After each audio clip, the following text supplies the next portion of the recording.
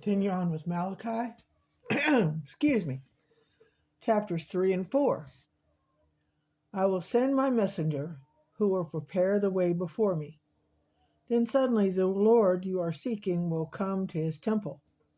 The messenger of the covenant, whom you desire, will come, says the Lord Almighty. But who can endure the day of his coming? Who can stand when he appears? For he will be like a refiner's fire or a launderer's soap. He will sit as a refiner and purifier of silver, and he will purify the Levites and refine them like gold and silver. Then the Lord will have men who will bring offerings in righteousness, and the offerings of Judah and Jerusalem will be acceptable to the Lord, as in the days gone by, as in former years.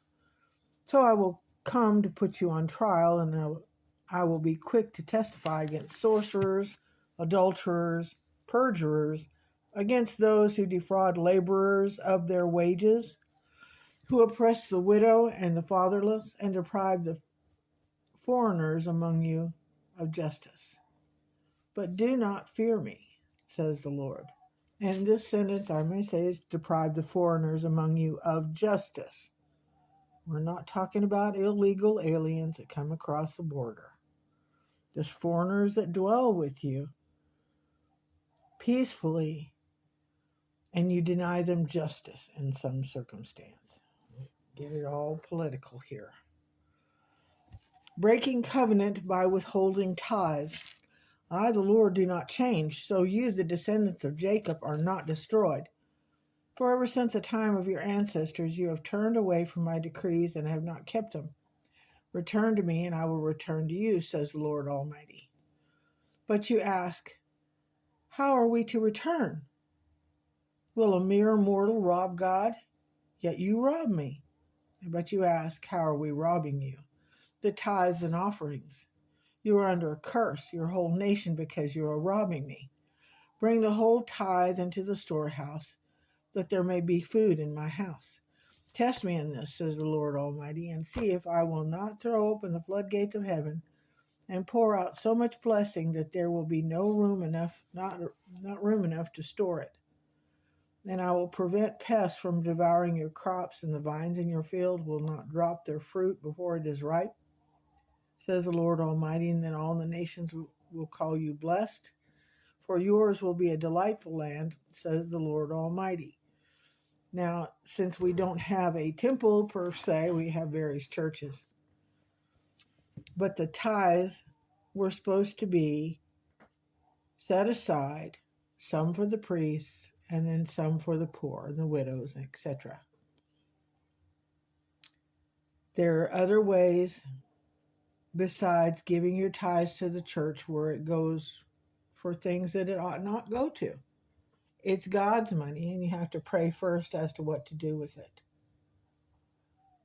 I myself have my own way of making sure I pay my tithes and give my offerings. And I have not been left destitute yet. But you still pay something. If God blesses you with extra food or extra blankets or extra clothing or anything like that, and you know of people that are doing without, then you are obligated as a child of Christ to assist where you can, when you can. Not just pray, oh Lord, I pray that they get a bed, or I pray that they get some supper. If you're not sure, take them some. If they deny it or throw it back at you or don't want it, that's on them then, not on you. Okay, that's all I'm going to say about that. Israel speaks arrogantly against God. You have spoken arrogantly against me, says the Lord.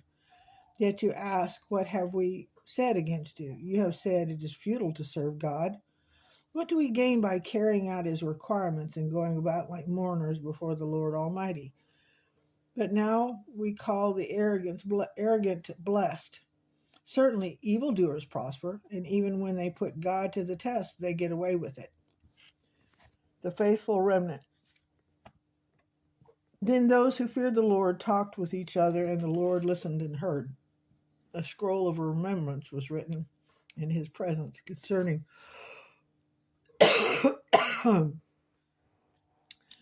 concerning those who fear the Lord and honor his name. On the day when I act, says the Lord Almighty, there will be my treasured possessions. I will spare them, just as a father has compassion and spares his son who serves him. And you will see the distinction between the righteous and the wicked, between those who serve God and those who do not. Surely the day is coming, and it will burn like a furnace. All the arrogant and every evildoer will be stubble.